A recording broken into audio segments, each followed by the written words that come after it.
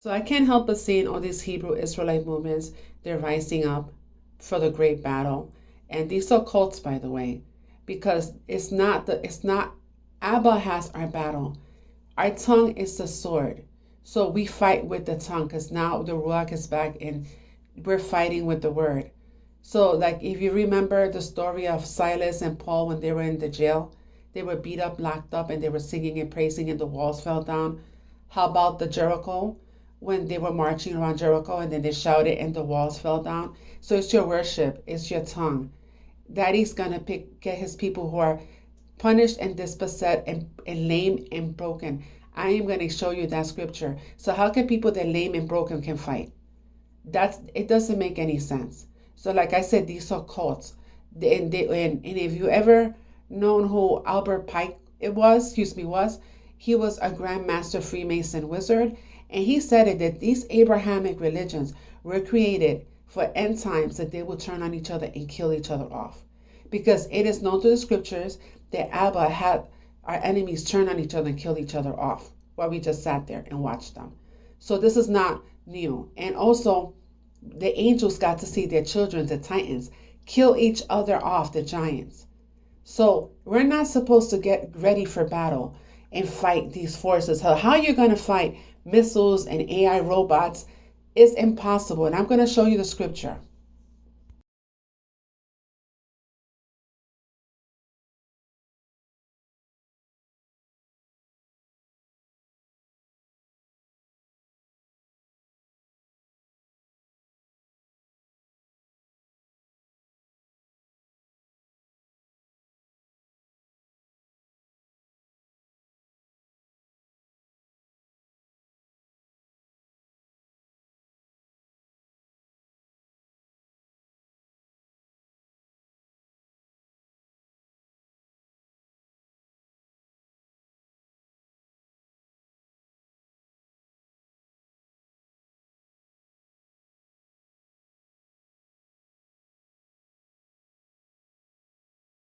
Reading of Psalms 11.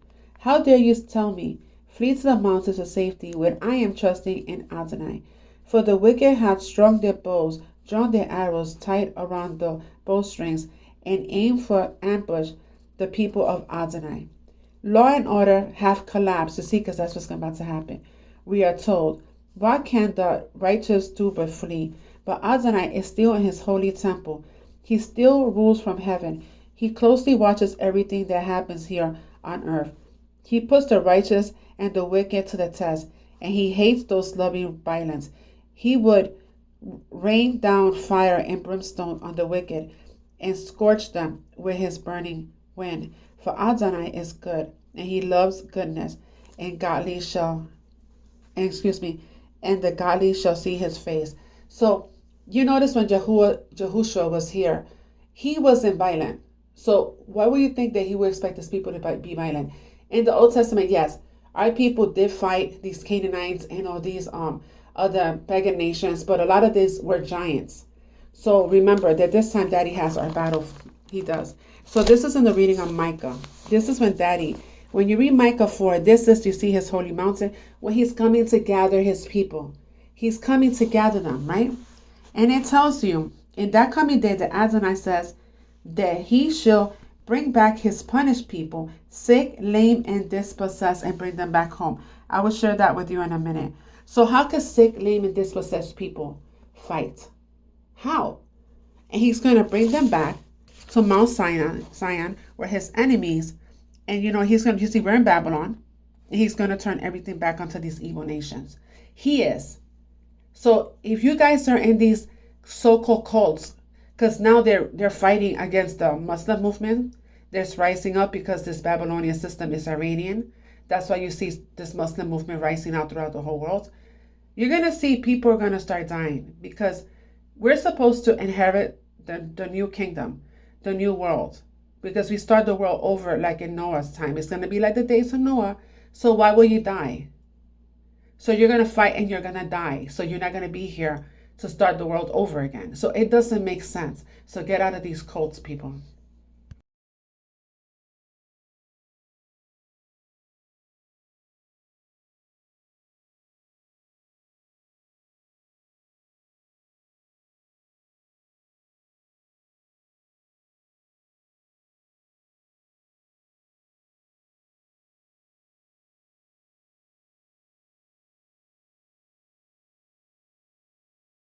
speculation around Albert Pike's letter to Mazzini, suggesting that 3 world wars would be necessary for the establishment of a new world order, remains a point of interest. This letter proposes that the Third World War would involve a conflict between Israel and the Arab nations, leading to a global conflict that would welcome the Antichrist and set the stage for Christ's return. The Third World War must be fomented by taking advantage of the differences caused by the agentur of the Illuminati between the political Zionists and the leaders of Islamic world. The war must be conducted in such a way that Islam, the Muslim Arabic world, and political Zionism, the State of Israel, mutually destroy each other. Meanwhile, the other nations, once more divided on this issue, will be constrained to fight to the point of complete physical, moral, spiritual, and economical exhaustion. We shall unleash the nihilists and the atheists, and we shall provoke a formidable social cataclysm which in all its horror will show clearly to the nations the effect of absolute atheism, origin of savagery, and of the most bloody turmoil. Then everywhere the citizens, obliged to defend themselves against the world minority of revolutionaries, will exterminate those destroyers of civilization, and the multitude, disillusioned with Christianity, whose deistic spirits will from that moment be without compass or direction, anxious for an ideal, but without knowing where to render its adoration, will receive the true light through the universal manifestation of the pure doctrine of Lucifer, brought finally out in the public view. This manifestation will result from the general reactionary movement, which will follow the destruction of Christianity and atheism, both conquered and exterminated at the same time. Some background on Pike.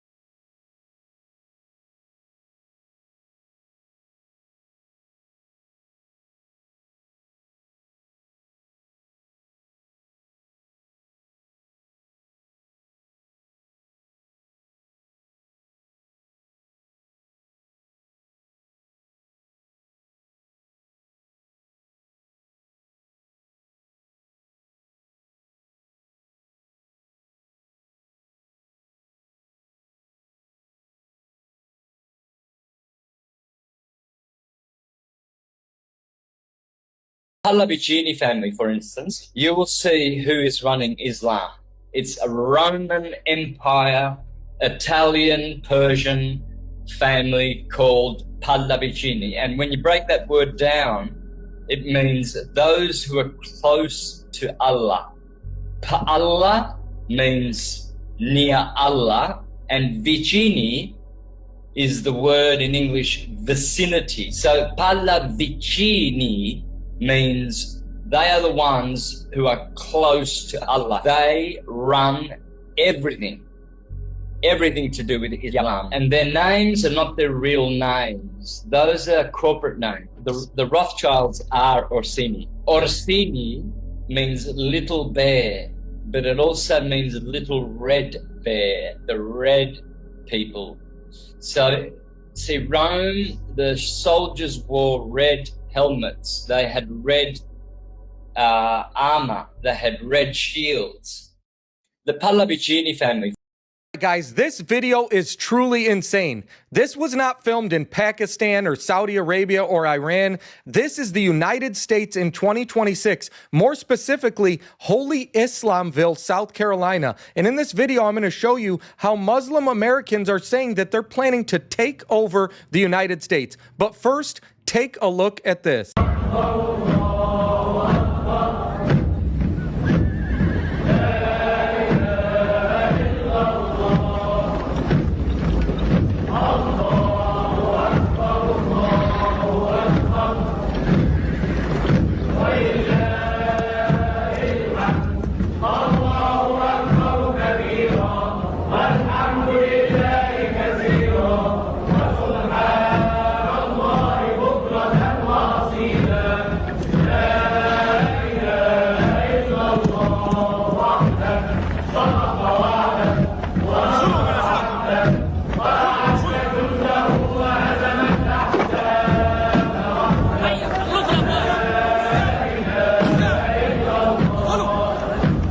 right, guys, nothing to see here other than hundreds of Muslims marching through a rural South Carolina town chanting Allah Akbar. And this town of Holy Islamville was founded all the way back in 1983. And I'll be honest with you, I had no idea about this. I knew that places like Michigan were getting bad, obviously in Minnesota, especially Minneapolis.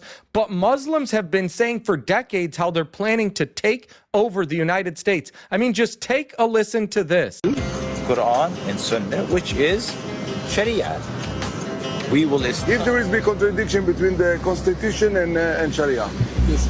The way that we will deal with that, inshallah, is through the electoral process. We will run candidates, inshallah, wherever Muslims live, and inshallah we'll get to... You're not the majority. No, that's what I'm saying. We will have, inshallah, not yet, but we will have. That's why I'm running for commissioner. That's why, inshallah, we need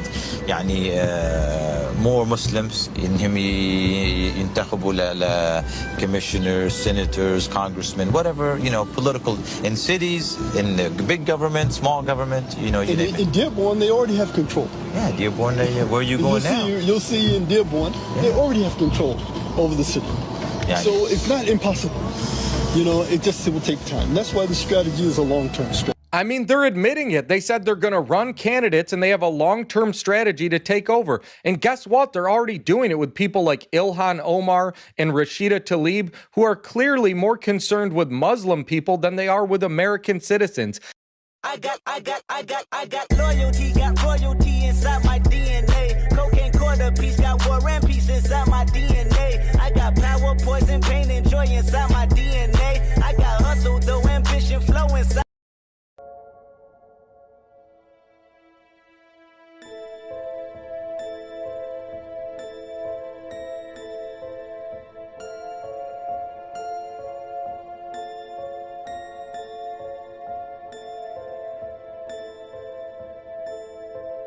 No, not Jews.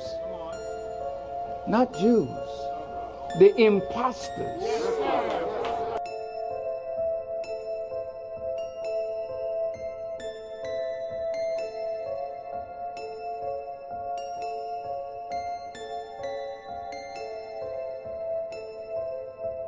So now if Christ was a Jew and he was black, what color did that make the rest of the Jews, the Israelites?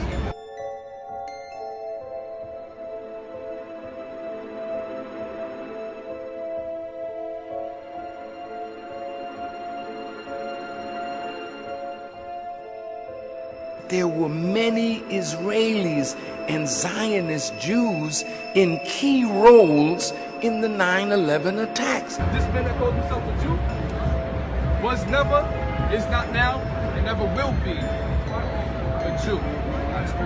These people come from the Khazarian Empire. You understand? Under King Bulan, they took on our customs. The satanic Jews that control everything and mostly everybody.